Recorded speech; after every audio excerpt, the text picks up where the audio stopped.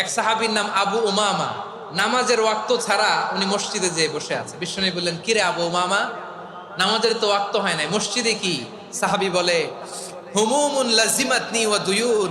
নবী গো, ঋণের বোঝায় এমন টেনশনে আছি, ঘরে থাকতে পারলাম না, মসজিদে চলে আসছে। বিশ্বনবী বলেন, আমি কি তোমার এমন একটা দোয়া শিখাবো যেটা পড়লে আল্লাহ তাআলা তোমার ঋণের বোঝা হালকা করে দিবেন? আবু উমামা বললেন, ইয়া রাসূলুল্লাহ, অবশ্যই শিখাবেন। বিশ্বনবী বললেন, তাহলে তুমি পড়বা, আল্লাহুম্মা ইন্নী আউযু বিকা মিনাল হাম্মি ওয়াল হাযান ওয়া আউযু বিকা মিনাল জুবনি ওয়াল বুখল ওয়া আউযু বিকা মিন গালাবাতিদ দাইনি ওয়া কাহরির রিজাল।